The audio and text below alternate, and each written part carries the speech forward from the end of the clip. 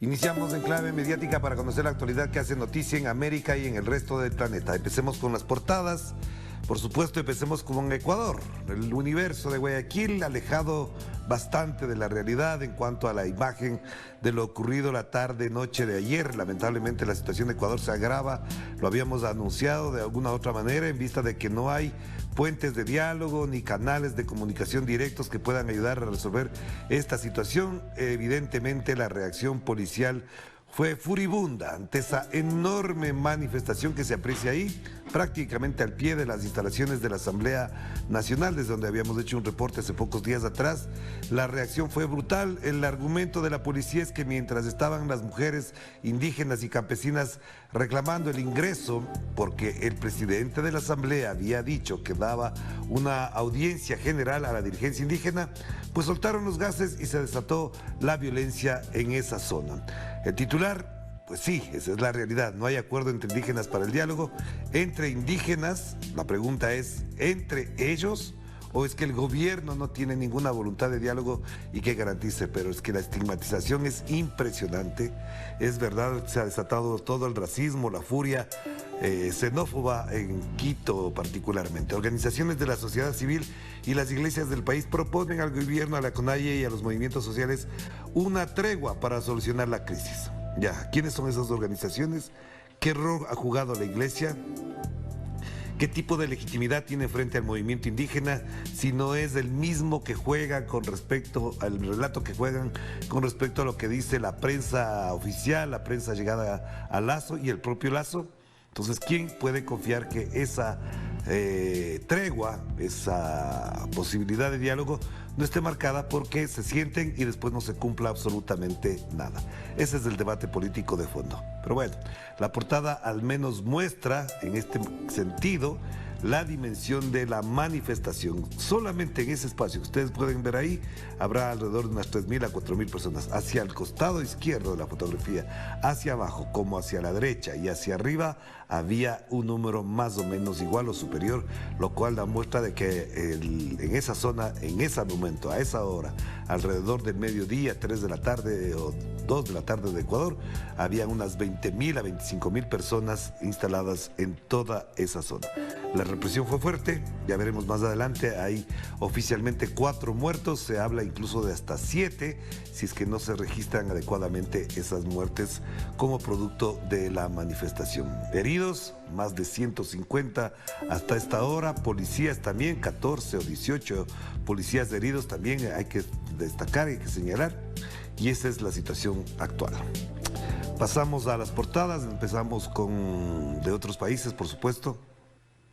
Últimas noticias de Caracas, entregan en esa ciudad la vivienda 4.100.000. Está ubicada en el urbanísimo Ezequiel Zamora de Ciudad de Tiuna. Ahí se ve al presidente Nicolás Maduro el momento en que entregaba la vivienda. Hay que ver el esfuerzo que hemos hecho en las buenas y en las malas. La gran misión Vivienda Venezuela es la reina de las misiones, señaló el presidente Nicolás Maduro durante la entrega de las llaves.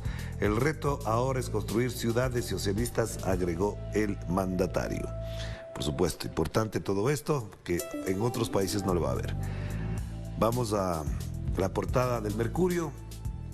A propósito del paro de Codelco, la caída del cobre impulsa al dólar a récord de 901 pesos y la UF supera hoy los 33.000 por efecto de la inflación. Eso es lo que se plantea en el titular del Mercurio. Y, por supuesto, también hay otros elementos de análisis, como el de la foto central. Sindicatos deponen paro por el cierre de ventanas, lo que estábamos mencionando a propósito del paro de los sindicatos de Codelco, de la mayor empresa de cobre estatal de Chile. En Publimetro vemos, en cambio, la guerra es la más inhumana de todas las actividades del ser humano. Señalan ayer se realizaron las audiencias de la Justicia Especial para la Paz en Colombia, en las que las víctimas de secuestro y el secretariado de las FARC se vieron frente a frente. Aquí un relato de lo que ha ocurrido durante tantos años de guerra en Colombia. Ojalá con la presencia ya de Gustavo Petro en la presidencia esto cambie, se afine efectivamente un nuevo momento para la paz y por supuesto lo que piden los colombianos, muchos colombianos piden es que se apliquen los acuerdos de paz de manera integral. La República de Perú se mantiene en la misma lógica de todos los días de señalar supuestos actos irregulares, delitos contra el presidente Pedro Castillo y lo que menciona ahora, ustedes ven en la pantalla, Pedro Castillo sufre nuevo revés judicial. Un juez supremo, el señor Juan Checkley, señala que un presidente sí puede ser investigado. ¿Quién ha dicho que no puede ser investigado? La pregunta es, ¿quién forjó este momento, estas condiciones para la supuesta investigación? Rechazan la tutela de derechos humanos que presentó Castillo y advierte que la Fiscalía tiene la potestad para investigar a un jefe de Estado por cualquier delito que pudiera cometer en el ejercicio de sus funciones. Pero ustedes sí saben cuáles son los delitos que se le imputan. Tráfico de influencias. Un presidente que nombra a sus autoridades se le llama tráfico de influencias. Bueno, en Perú puede pasar todo este tipo de cosas. Avanzamos. Esta fotografía de la jornada da cuenta de una situación que efectivamente ocurre en México, pero que también es producto del cambio climático y que buena parte del mundo debería ocuparse con más atención, con más tiempo y recursos a eso. Seca la presa que surge a gran zona de Hermosillo. Una fotografía impresionante, pero el titular principal da cuenta de algo que también ya preocupa a todo el mundo. Alza en los alimentos, es decir, la alza en los precios de los alimentos lleva a la inflación al máximo en 21 años. Y esto no solamente ocurre en México, ocurre en todo el mundo. A propósito de lo que se está viviendo también del conflicto de Ucrania y Rusia, cuyo responsable es Estados Unidos por meterse donde no le llaman y forjar guerras para saciar su hambre de venta de material bélico y, por supuesto, conservar su hegemonía en el planeta, que ya no la tiene, obviamente. Pero esta es la realidad del panorama. Además dice que se eleva el 7,75% su tasa de referencia del Banco de México. Y acá la inflación dice que alcanza el 7,88%, la carestía anual golpea más en la canasta básica. Analistas dicen que sin efecto el paquete de productos para contener los precios. Esto está pasando en todo el mundo, unos con más fuerza que otros, como por ejemplo lo que pasa en Ecuador, que sin necesidad de que existiese esa guerra en Ucrania ya había problemas y ahora es lo que da lugar al paro nacional de la CONAIE.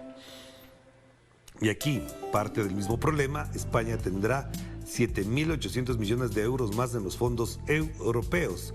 El nuevo cálculo de Bruselas eleva la partida total a 77.300 millones. Es decir, el Fondo Europeo le da 7.800 millones de euros a España para que pueda pasar, aguantar, soportar esta crisis que se vive también en España, por lo que mencionábamos también, por meterse donde no le llaman.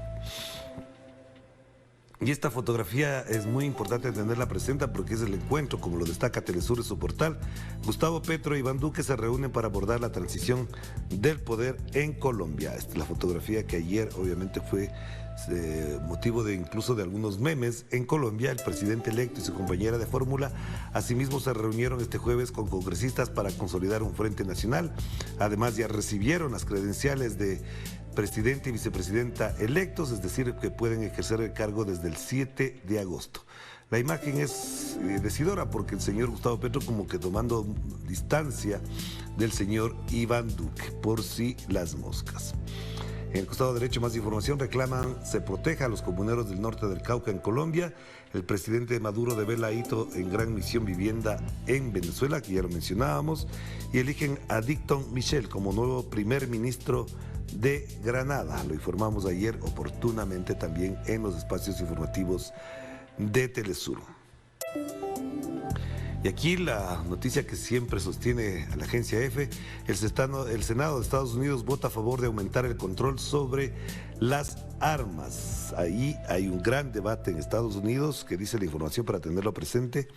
El Senado de Estados Unidos votó este jueves a favor de aumentar el control sobre las armas de fuego en ese país, con un acuerdo de mínimos entre demócratas y republicanos después de los tiroteos masivos en un supermercado de Buffalo en Nueva York y en una escuela de Uvalde en Texas. Por fin se ocupan de este tema, pero es un control mínimo.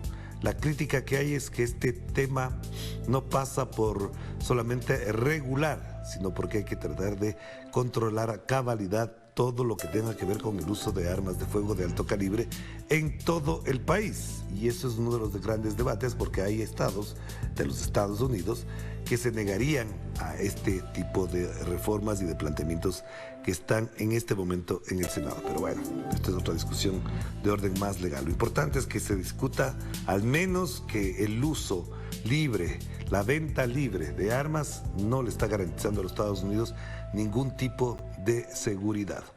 Y como ustedes pueden apreciar, en el costado derecho, nada de lo que ocurre en Ecuador, que es noticia importante, por supuesto. 4 muertos oficialmente, grandes movilizaciones, y aquí en F no sale nada. En Ecuador, la nota de Nodal dice, de Ecuador, de Nodal: representantes de las provincias piden una tregua de 24 horas entre el gobierno y el ACONAI en el marco de las protestas. Aquí están las protestas. Obviamente el director de Nodal se encuentra en Quito cubriendo este acontecimiento y tiene la mirada mucho más fresca de lo que está pasando en el Ecuador. En el costado derecho, en la parte superior, lo que mencionaba ya, el órgano electoral declara oficialmente a Gustavo Petro y Francia Márquez como presidente y vicepresidenta electos. Ahí está. Vamos a cerrar ahí, hagamos una pausa y enseguida volvemos.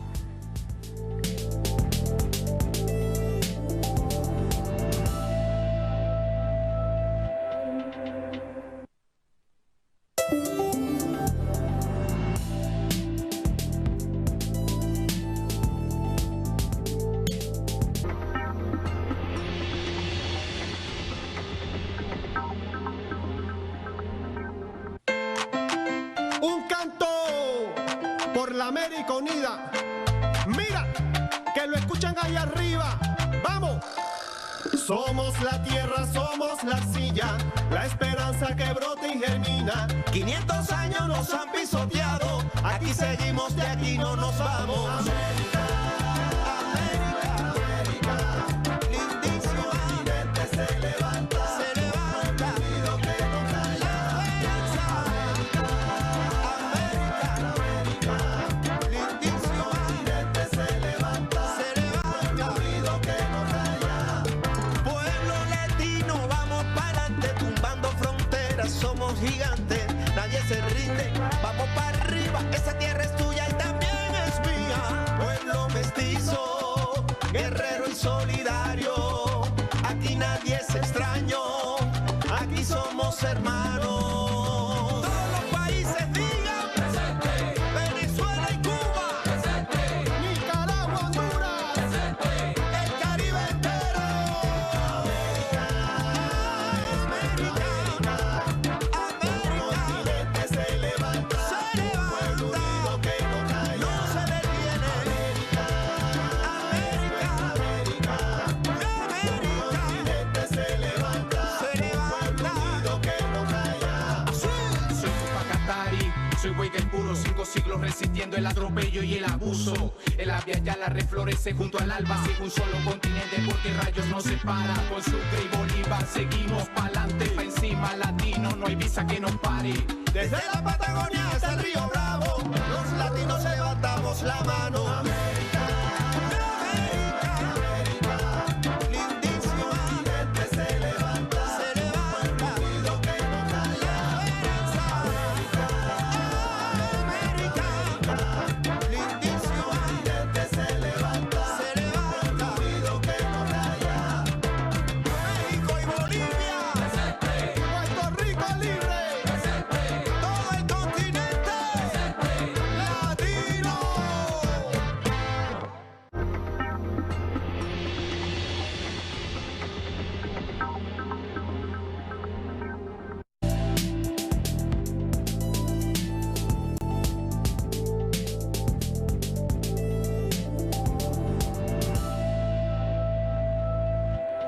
Regresamos, estamos con ustedes con Enclave Mediática, el programa de Telesur que hace un análisis del tratamiento de la prensa sobre nuestra realidad. Como ya mencionábamos, en Ecuador aumentó la cifra de muertos en medio de la represión brutal de las jornadas de protesta contra las políticas del gobierno del señor Guillermo Lasso. Durante la presente jornada, la de ayer, en realidad, se conoció la muerte de Henry Quesada Espinosa, quien falleció debido a un trauma penetrante de tórax y abdomen tras ser impactado por perdigones. El hecho tuvo lugar en medio de las movilizaciones que se desarrollaban en las afueras de la Casa de la Cultura y la Asamblea Nacional en la capital, Quito. Los manifestantes denunciaron las acciones represivas por parte de los cuerpos de seguridad, quienes dispararon gases lacrimógenos y perdigones contra la multitud. Veamos el siguiente video donde las comunidades indígenas denuncian los atentados contra uno de sus vehículos que transportaban provisiones alimenticias. Veamos. Disparar. Compañeros, compañeras asesinos acabaron de disparar con balas. Realmente, compañeros, ahí está. Son balas a nuestro carro de la municipal que venía con provisiones para las personas que están aquí. Y miren, compañeros, eso es bala. Es bala, compañeros, miren, eso es bala. Igualmente vamos a ver acá en la parte alta, en la parte del parabrisas. La Confederación de Nacionalidades Indígenas, la CONAIE, recuperó durante la jornada de este jueves lugares simbólicos que permanecían militarizados por el gobierno del señor Guillermo Lasso. Veamos. En la celebración del Inti Raymi y de la Resistencia, las organizaciones y delegaciones indígenas recuperaron el Ágora de la Casa de la Cultura y el Parque El Arbolito, espacios simbólicos que permanecieron militarizados. Para muchos, esto fue un triunfo para el pueblo. No vamos a perder el norte. Me han detenido, me han intentado asesinarla. Mientras tanto hemos estado con vida, hemos dicho, aquí son los 10 puntos y punto, compañeras. Y si por ese peso se cae, no es nuestro problema, compañeras y compañeros. Y en la sede del Ágora de la Casa de la Cultura, miles de indígenas celebraron su ingreso, lugar que lo reclamaban al gobierno para que las comunidades y delegaciones puedan descansar y realizar sus asambleas para los días de resistencia. Creo que es un momento histórico y un acto muy importante porque la Casa de la Cultura es un espacio que es del pueblo y creo que atentaron contra la cultura y contra la integridad de todo el pueblo indígena y el pueblo purúa al que yo represento. Como respuesta, el gobierno a través del Ministerio de Gobierno exige a la CONAIE la libre movilidad de personas y de bienes. Y exige como respuesta la libre movilidad de personas y de bienes, especialmente alimentos y medicinas, y que la protesta social se realice dentro del marco de la ley. Posterior a la toma del Ágora, una marcha pacífica encabezada por mujeres indígenas bordeaba los exteriores de la Asamblea Nacional, donde un amplio dispositivo policial y militar impidió el paso. Posteriormente, la marcha fue repelida fuertemente con un sinnúmero de bombas lacrimógenas y aturdidoras. ¿Por qué estamos nosotros protestando? Porque aquí nuestra gente es pobre, estamos luchando por aceite, por la comida, por todo, nosotros estamos cargados guaguas, todo. Al mismo tiempo, y tras la fuerte represión, organizaciones de derechos humanos dan cuenta del aumento de heridos y detenciones. Henry Pizarro, Telesur, Ecuador. Ustedes pudieron apreciar en las últimas imágenes particularmente la impresionante cantidad de gases que botó la policía desde la tarde, casi 8 horas seguidas sin descanso de gases y represión en esa zona para impedir que las comunidades indígenas, las organizaciones sociales se acerquen a la asamblea, cuyo presidente, el señor Saquicela, había pedido que se lo reciba en comisión general, en audiencia general. Pero ahí tienen la respuesta de la policía. ¿Quién controla a la policía ahí? No, el presidente de la Asamblea, el presidente de la República. También en la noche hubo manifestaciones de gente adinerada de la capital, gente de la derecha quiteña, que circuló en la avenida de los Chiris reclamando paz, pero con insultos, xenofobia, homofobia y además pidiendo que se mate a Leonidas Issa. Se escuchó eso. ¿Quiénes dirigían esas marchas? Pues la extrema derecha de este país. Vamos hacia Colombia, ya las autoridades electorales entregaron